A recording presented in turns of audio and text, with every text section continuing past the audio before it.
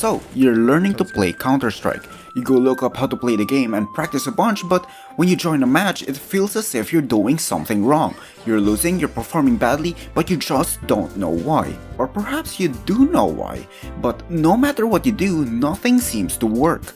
So then, what do? Losing isn't fun and neither is giving up. Let's take a step back and build our understanding of the game from the ground up.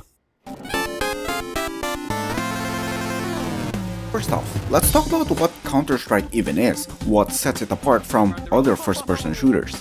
Counter-Strike's bread and butter is its shooting mechanics. In games like, say, Team Fortress 2, your shots land more or less where you aim, regardless of whether or not you're moving or spraying at full auto.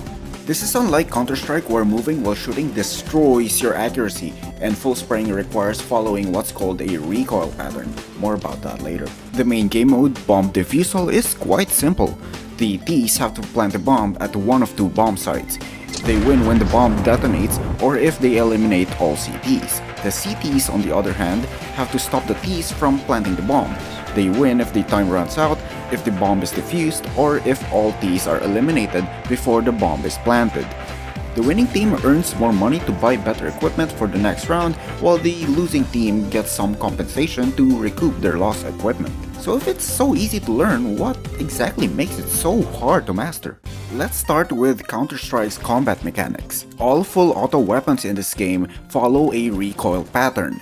Adjusting your aim to compensate for the recoil pattern is called spray control. This alone could take many hundreds if not thousands of hours to master because of how many guns there are in CS. You can't ignore it either because tap shooting can be very inefficient at close range, so learning basic spray control is a necessity. Good thing that this is something that you can practice using tools that the community has built over the years. Then there's movement and accuracy. As mentioned earlier, moving while shooting is bad for your accuracy, but standing still during your whole spray leaves you very exposed. That's where counter-strafing comes in. You can strafe left and right while shooting and pause for a split second by quickly tapping the opposite key. This gives you some time to spray accurately while also making you a hard target to hit. Knowing how to spray accurately is one thing, but that won't matter if you can't afford a rifle in the first place, which leads us to your team's economy. The condition you and your team are in should help guide your purchasing decisions. Is it the second round and you want a rifle next round? Go save now and reserve all your cash for later. Short on cash and can't afford full equipment? How about going for an eco with an SMG or a shotgun? Are you strapped for cash? Why not treat yourself with an AWP or... oh wait, look! Your teammate Yellow doesn't have enough for a vest and an M4. How about dropping them a gun instead? Remember, your money is your team's money. You can't just be selfish and only buy equipment for yourself. You have to drop your team every once in a while. Look, you may think your opping is God's gift to Earth, but if you buy another op while Yellow holds B along with the P250, I'm gonna Map knowledge is more than just knowing the way from point A to B. You also have to consider where to stand, where to look, and how to use grenades on every single map. Yes, this angle does watch a ramp, but is it the best way to watch a ramp? How about here, or even here? The point is that you should stand where you can shoot your enemy more easily than they can shoot you. But just because there's no cover, doesn't get a bad spot, leading us nicely to crosshair placement. Crosshair placement is the act of aiming where an enemy might be before you even pass the corner. If there's an enemy there, all you have to do is... So then, why is this not as bad as it looks? Well, first, let's have a look at the enemy perspective. In order to see enough of you to start shooting, I have to walk all the way out here. Pretty simple, right? Now let's have a look at your team's perspective. As you can see, I'm clearly visible from multiple other angles, and the one I'm trying to clear in the first place. So even if I successfully get you, there is at least one more ready to trade. The solution? Grenade. There are 5 types of grenades in Counter-Strike, but only 4 of them are relevant. Smokes block off sight lines. Great if you want to minimize where you need to look or if you're defending and need to stop a push. Flashbangs blind anyone looking at it, exposing them to an attack. This is useful for peeking angles where you think someone is watching. Molotovs force enemies out of a tight spot, also useful for delaying an enemy push. High explosive grenades are great damage dealers, especially if you can predict where your enemies might be standing. This won't get you kills that often, but it will affect how your enemies will play given their lowered HP. Plus in Counter-Strike 2, they're used to clear out smoke grenades temporarily, useful for getting info even when behind behind the smokescreen. So with grenades thrown at the right places, you can finally eliminate this guy. Where is he gone? Of course, knowing where to throw grenades will help, but they only help. These are just tools to execute tasks with. Knowing what to do at any given moment, that's called Gamesense. You smoked off all the entrances, and his only teammate at A already fell back. Of course he'd wanna fall back too. Any smart player will wanna do that. He had a good understanding of the game, he knew his teammates wouldn't be able to help, and he knew he's in a disadvantage against an imminent push. Gamesense is a collection of information which you can act upon, and to fall back is exactly the result of good Gamesense. Okay, so you know how these shooting mechanics work. You know when to buy what and what to do where. It'll get you some frags, but this is a team game. If you want to win, you have to work with your team. In an organized competitive game of Counter-Strike, each player will have a role they specialize in. But let's be real here, you don't have friends, you play solo queue. Even if you don't, there's a good chance you probably already know about these anyway, or said roles don't yet matter at your current skill level. But if you want to learn about it anyway, the tutorial's down there. In solo queue, you cannot rely on your teammates, but just because you can't rely on them doesn't mean you'll leave them clueless. Tell your team how many you saw and where. If someone needs something, help them. However, if you want to take a step further, here are some info that you can include. How many enemies? Where were they? Was any of them damaged? By how much? What areas do you have control of? What will you do about it? What do you want your team to do about it? Keep your callouts quick and concise, something like this. Flashing B. Push, push, push. Or this. One low at B site. One at car. More importantly, avoid cluttering the voice chat with useless banter or whining, especially during critical moments of a round. One side, Push, push, push. Can you go? Can you go? Push together, man. Don't one by one.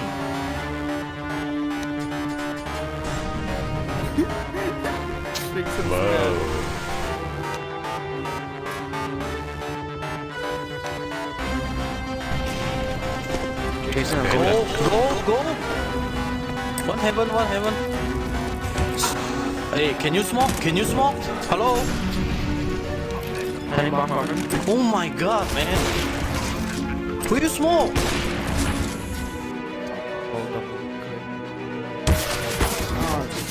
Nice, fucking nice. Okay, let's get to the point. Jason is a whiny boy. Don't be like Jason. Think about it.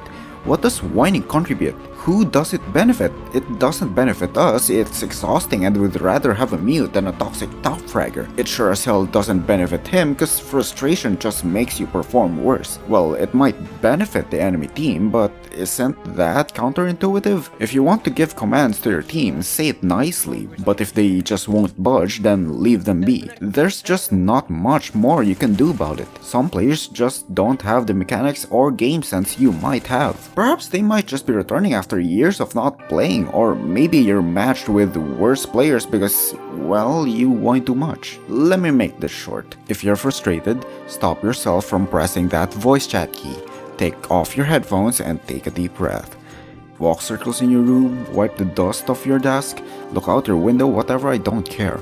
As the next round starts, put aside everything else and play calmly. Slow is smooth and smooth is fast. Make your shots precise and deliberate. Which is something you can't really do with this thing. I mean, you can't even do a flick with it. You can play Counter-Strike without spending preposterous amounts on equipment, but a minimum does exist. TheWarOwl made a video about it showing what it's like to play with cheap equipment, and I recommend you check it out. Till DW, get a cheap keyboard and a mouse with a decent quality sensor, both with good reviews. As for your headset or earphones, anything comfortable with sturdy sound is good enough. Remember, your skill is not determined by your equipment. It can, however, be bottlenecked by it. You can give a professional player a mouse side-of-the-road edition and even they will feel handicapped in some way. This is an even bigger problem for newer players. It's already hard enough playing the game. Being nerfed by bad headphones certainly won't help. For some people though, no amount of equipment will make them any better. At the end of the day, you have to practice in order to get better at the game.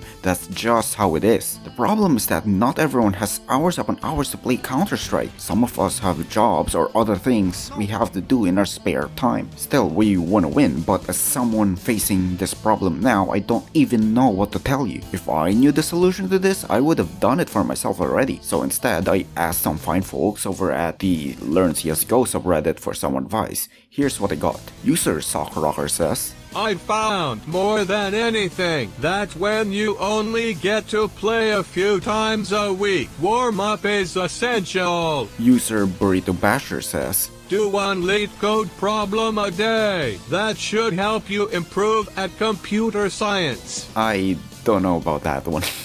There were a few more, but this one stood out to me. User Mahi sent a video he made, essentially discussing contextual game sense. It's the same thing we discussed earlier, but his explanation really hammered down the idea in a digestible manner. I'll link the video down below if you want to check it out. That said, you can only improve so much doing things this way, because at the end of the day, you have to practice one way or another. It's unfortunate, I know, but you gotta keep going. If you want to get better at Counter-Strike and be more confident with your decisions in game, you gotta have good mechanics. You gotta have the equipment that won't slow you down. You need to have a good understanding of the economy. You have to know the map like the back of your hand. You must be a good team player even in solo queue. You must remain calm at all times, and you must keep practicing in one way or another. Do these again and again and again and again, and over time, I can guarantee you'll be surprised just how much better you've become. Go in jungle. One down. Two down. Good. Oh god.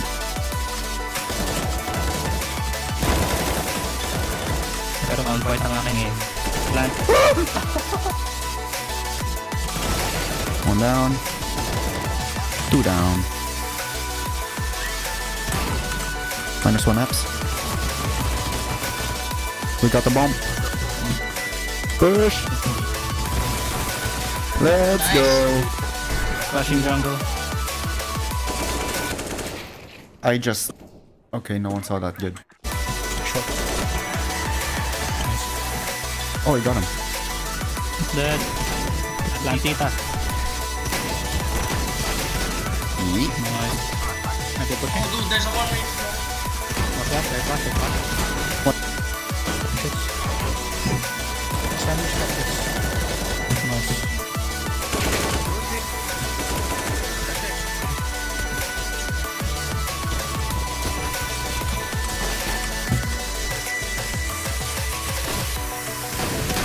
Idiot. Dude, nice. Coming. Dude! Nice. I flash. And again. Careful mid. Mid. -3. Nice. I didn't kill anyone, but I did tag. A lot of damage. That's a lot of damage.